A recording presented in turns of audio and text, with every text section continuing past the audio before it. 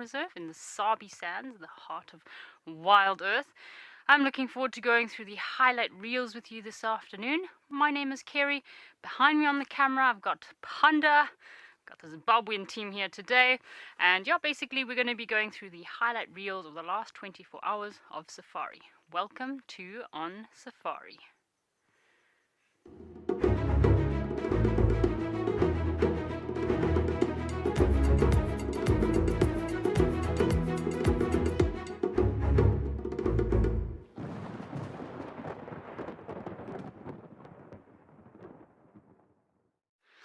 Alrighty, so we're in the tent here, and basically I'm going to be clicking through the reels of yesterday afternoon sunset safari, this morning sunrise safari, and then taking us into the evening sunset safari. We'll also be checking in with our naturalists at our various locations to see what their plans are for this afternoon. Okay, we had a very eventful day yesterday afternoon on our sunset safari, so if you were with us, I'm sure you're very excited to go through these reels. Alright, I'm going to click us into the first reel here.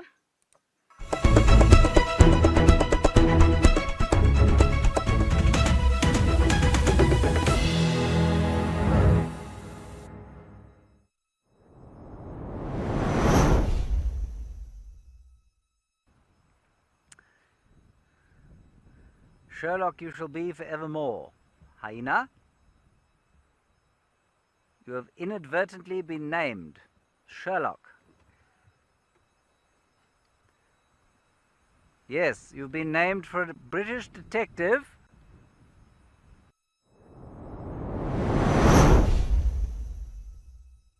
Lalamba, have a look at her, and she did jump out of this bush behind us. Isn't this cat beautiful? Lumber. So we can literally see James right across there. Let's head across to James and see what's happening on his side. There's James with his wild dogs. Right, I'm going to pause right there. So we just did the first two clips since they were rather short. So yesterday's safari, sunset safari, turned out to be quite eventful. We kind of were following up on Lalamba from the morning. So Panda and I went on a mission following up on Lalamba. Didn't quite get to her, but got reports that there was possibly some activity here by this open patch in the west of our camp. So we made our way here, and then it was just a lot of excitement.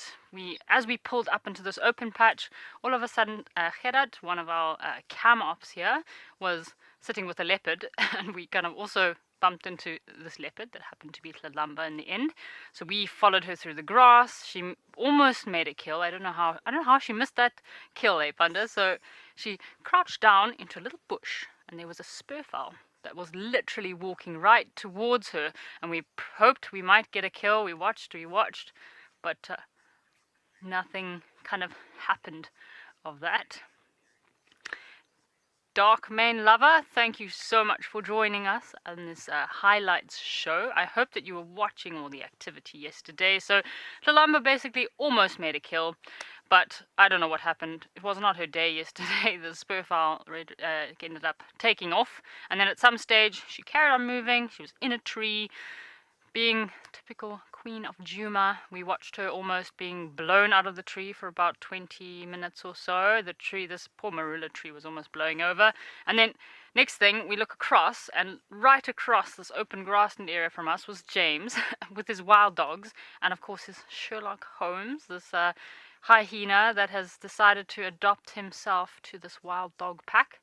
I did try Googling today to find out hyenas that possibly associate themselves with wild dogs, and I mean, we all know hyenas would follow predators definitely to see if they could get an extra snack or a little bit of an extra meal here and there, but to see this hyena definitely associate himself with these wild dogs is crazy, I must say. So hey 40, thank you so much for your comment. I must say, yep, if you're watching yesterday, I hope that you were as much on your seat. Like, I was literally at some stage sitting on the edge of the game viewer seat, like holding my breath while we were like watching what's happening, and again, so much like we're here in a tree, Lalumba's right next to us. On the other side we've got James and Cam with literally, it looked like a sea of wild dogs just kind of running around them. So that was quite an amazing afternoon sunset safari. I definitely think it's definitely going on the top of one of my best ever sunset safaris. So yeah, very excited. Anyways, I'm going to play us into the next clip. Sorry, I just played those 2 clips because they were a bit short, but we'll play this next clip and see what transpired in the rest of the afternoon. So I can see Kerry, but I cannot see her friend Tlalamba, but now the dogs are moving towards where Tlalamba is. And Sherlock's there. Let us not forget let us not forget Sherlock. Well, welcome back to those of you who've just rejoined us. The dogs are moving towards where the leopard is, and I don't think it's very long before they visit each other by mistake. The dogs don't know the leopard's there yet. This is wonderful. I mean, these hounds are moving, as is Sherlock. Please let us not forget Sherlock, who's just behind them. I'm assuming Kerry has still got Tlalamba. Oh, there's Tlalamba in the tree. Oh, this is wonderful. We're going to get a great shot here of the whole bang shoot. We'll get Kerry, Panda, the dogs, and the leopard. There's the leopard in the tree.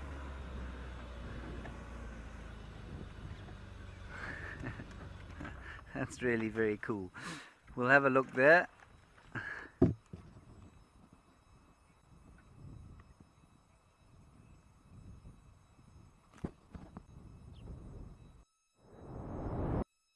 Shortly, there we go.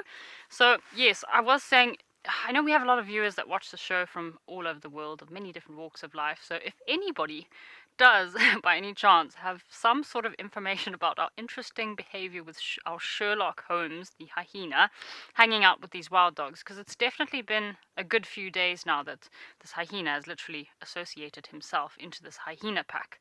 Because like I said, I tried to do some Googling today, and I could not find anything. Google was not much help. So if there are any viewers that might have seen something like this before, behavior, or might have any kind of information for us, I'd really appreciate. You're welcome to send it through to myself today during the sunset safari. I'd really appreciate just getting a bit of information. But in the meantime, James and I are having an absolute gas every time we see this kind of behavior and interaction. It's rather hilarious. So I've got my phone here. I've just got some questions that are coming through. So we've got Mac23 GLS. He likes Sherlock Holmes. He is definitely quite a character, I must say, Mac. I'm speechless. I can literally just say Identity Crisis 101.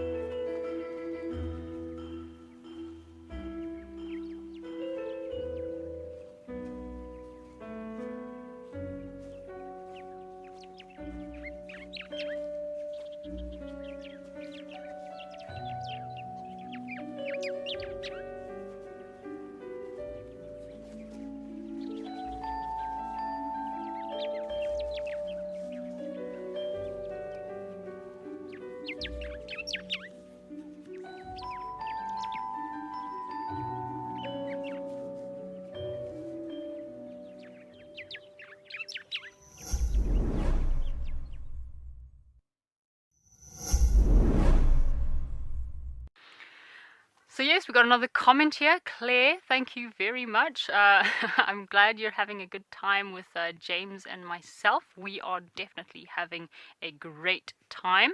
I'm going to click through another clip here and let's see what happened with the rest of our day. All right. Okay. Oh, hang on. Okay. I'm just gonna wait for that again. I don't like being in this room with the computer. I'm very afraid that I might do something too.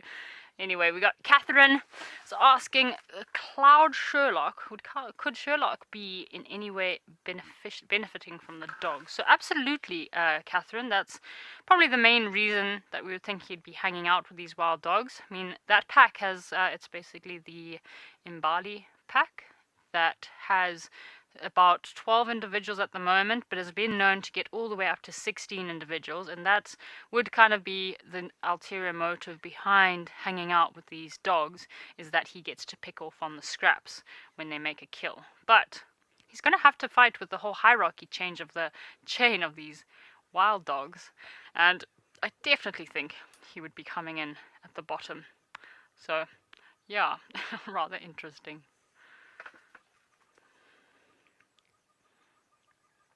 Alrighty. Okay, well, I'm gonna just stay away from this computer for a moment. Let's head across to James and see what his plans are for this afternoon.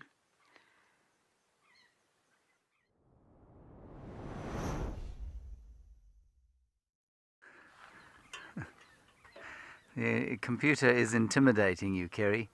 I'm sorry about that. It is inanimate. I know they can seem like they're alive, but they are not. They are dead. They were never alive.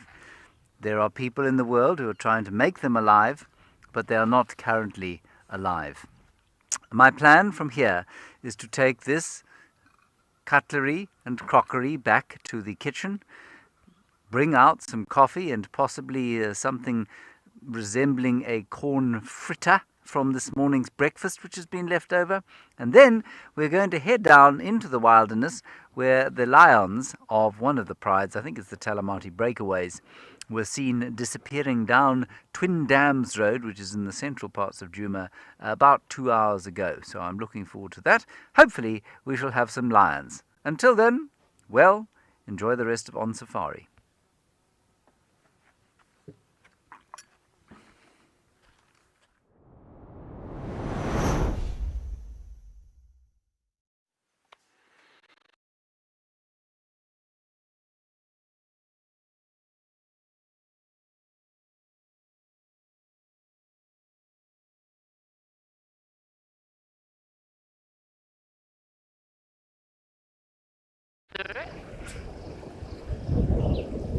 Ready for us just yet to check up on them, so if Amakala is not ready yet, I'm gonna play through the next clip. Hopefully this... Did you catch anything there, Panda? Alright, well, I'm gonna play through the next clip now, and let's see what else we have in store.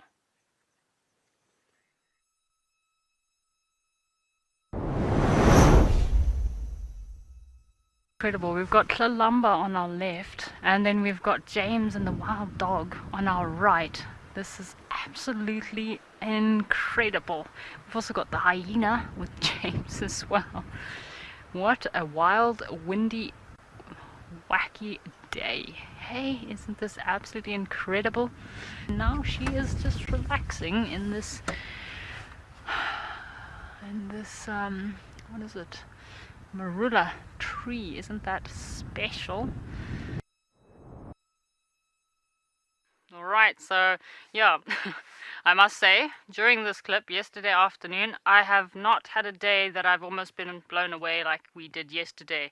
I joked with Panda that I almost had to attach his leg to the tripod of the camera because that wind was just madness. At some stage during the intro, there was a marula tree close to us, a small piece of bark flicked into my eye while we were sitting with the wild dogs, and we were sitting with Lalamba, and the whole tree was actually moving, and she was kind of like sitting up there.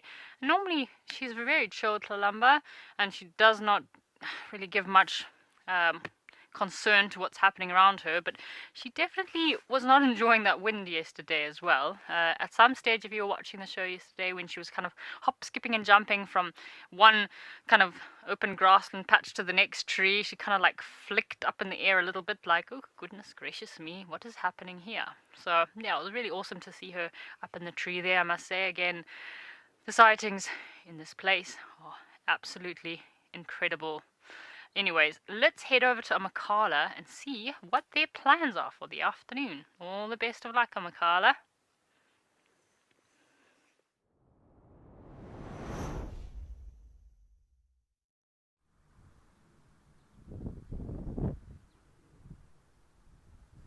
Hello, and welcome. My name is Eric, and I'm the naturalist for today.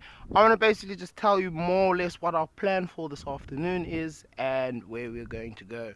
This morning we started off with the lions, so I'd quite like to see if we can follow up on them, as well as find some other animals in and between. We are doing what we call a animal Super Bowl, so the person who finds the most amount of animals wins. So I'm planning to take that title today, so we're going to try and look for as many little animals as we can find. Antelopes, birds, reptiles, mammals. That's on the cards for today. And other than that, it is a very windy day in the Eastern Cape, Amakala, South Africa. So we are going to contest with that.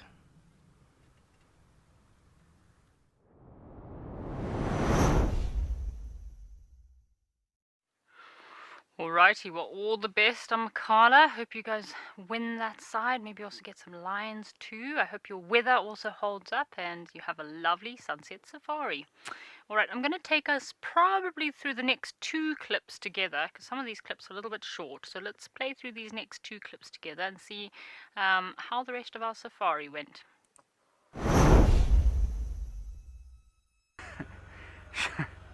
Sherlock and his pets are mobile down towards the southern end of these clearings. I don't know if they noticed the leopard or not. I feel like Sherlock did, and he's almost saying to them, well guys, did you see the leopard? And they sort of said, yeah, but how does that help us? And Sherlock said, I suppose you've got a good point. Yes, Linda Poley, you don't know where to look because it's so exciting. So it is. Now, although Sherlock is almost certainly receiving a little bit of nutrition from these dogs each time they hunt, I think it is worth pointing out that he'll be taking some punishment. So even if he gets a little morsel here and there, he'll get a couple of bites at the same time.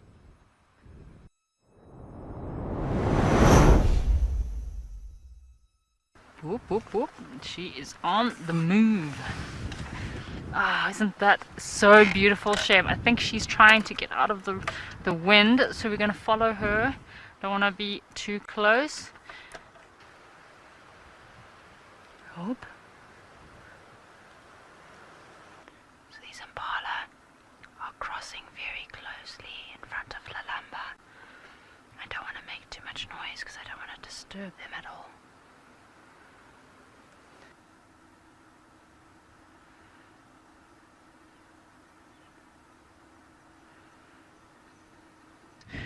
Unfortunately, she was slightly unsuccessful in her stalking hunt that we witnessed. So yes, I've got a comment through from Sandy Franklin69. I agree with you, Sandy. I definitely think our darling Sherlock Holmes is having an identity crisis, I must say. Midlife crisis. Some crisis along those lines. So yeah. So basically what happened after these clips is that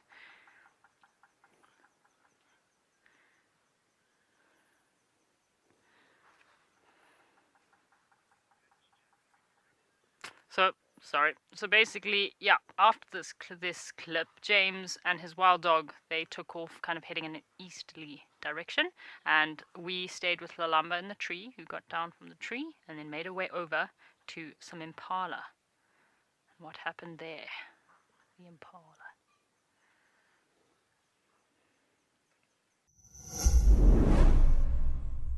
We are bringing you a new and improved fan favorite. We have unearthed the finest gems from over the years in our archives to give you hours of amazing entertainment. Hop on the largest safari vehicle in the world and revisit the best of Wild Earth with epic moments from eco-training Pride Lands, memories from Madikwe, and more. Reconnect with your favorite naturalists and animal characters with the best of Safari Live. Wild Earth, connecting with nature.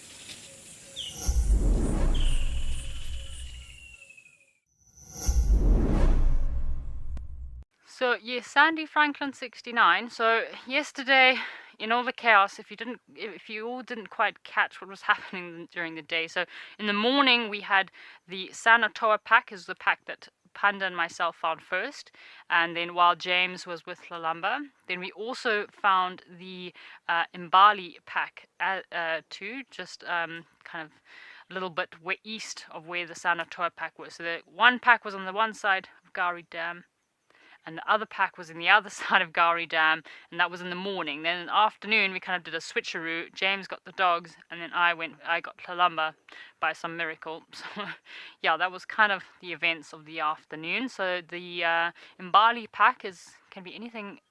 The record I have, was from a while ago, was 16 individuals, but at the moment it seems like they're 12, plus one very confused and deranged hyena, I must say. Whereas the Sanatoa pack is actually only 8 or 9 individuals, so it's a lot of a smaller pack. And then what happened is I think the Sanatoa pack might have headed north into Biffle's Hook. Seems like there's a pack that has made a kill there, whereas the Mbali pack I followed this morning that headed across our western boundary. So they have made their way out.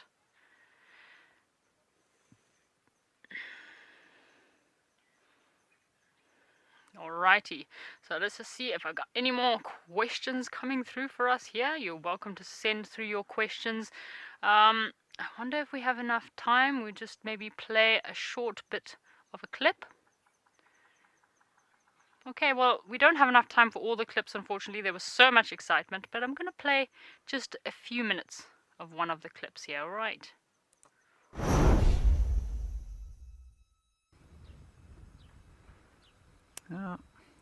And guess who's just turned up? Guess who's just pitched up on the scene? I think they're all going to come past the other side. It's just a little less intimidating than my size 7s. There we go. What are you all so nervous about?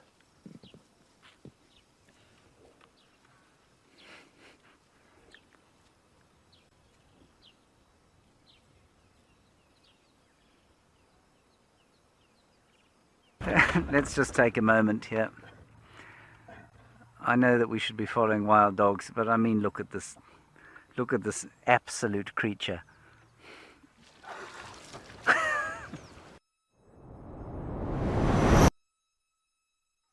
There we go. So, as I explained, it really did look like a sea of wild dogs, don't you think, Panda? Yeah, there was lots of it. Every time we looked over and saw James and Cameron, there was just a sea of wild dogs completely around them everywhere. I mean, that Mbali pack is a huge pack of wild dogs. 12 wild dogs, that's a lot. I mean, Panda was saying the other day, what, 21 wild dogs is the most you've seen, Panda, in one pack? I've only seen, again, maybe 15, 16 in a pack, but I've heard of some places that they've got up to 30, but I do believe they can get up to anything from about 50 to 60 individuals in one pack, which is quite incredible to have so many wild dogs in a pack. Yeah, unfortunately, the wild dogs don't, obviously they're on the endangered species list, so any sighting we get is very, very special. Got a comment from Canine Girl. That was definitely an incredible sighting yesterday. It did continue. These dogs came back, and while we were watching Tlalamba, after her kill, she moved across the top of the tree line on a ridge, was very casually marking her territory, and next thing, from behind us, Panda and I saw this wild dog approaching, and again, it was in stealth mode. The head was down on the grass, and it was moving very, very quickly, kind of going across, and Panda and I were like, what is happening? And this wild dog kind of like ran straight towards the impala, herded them around, and there was obviously a line of wild dogs on the other side, so it was kind of a bit of a decoy. And then Panda and I tried to follow up on the dogs. Next thing, James and Cameron arrived, so we just stayed put, and it was lots of chaos. Didn't know what was happening. And then we left James and Cameron, and they followed up on the dogs. And then Panda and I thought, okay, well, we'll just casually drive out of the way, see if we can find Tlalamba. And yeah, it was absolute madness. We didn't find Tlalamba, but then the dogs ended up coming right back past us, and we were with some impala, so it was quite an eventful afternoon, I must say. So yeah, if you were watching yesterday, I'm sure you also enjoyed just as much as we did. Alright, well, otherwise, we are going to be on our way. My plan is, James is following up on those possible lions, so I'm going to follow up and see if there's any news with our leopard, maybe see if we can find any tracks, maybe head to kind of the western boundary, maybe Baobab Dam, see if there's anything happening there. It was very beautiful there this morning. Anyways, I'm gonna stand up now. I'm gonna leave our little lion friend behind. He's got his little posse over here. I'm gonna grab all my things, and let's see you out there, everybody.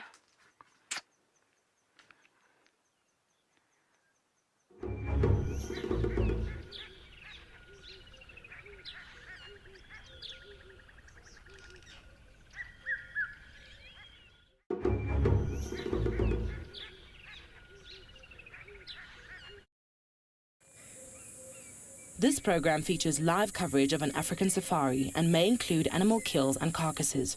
Viewer discretion is advised.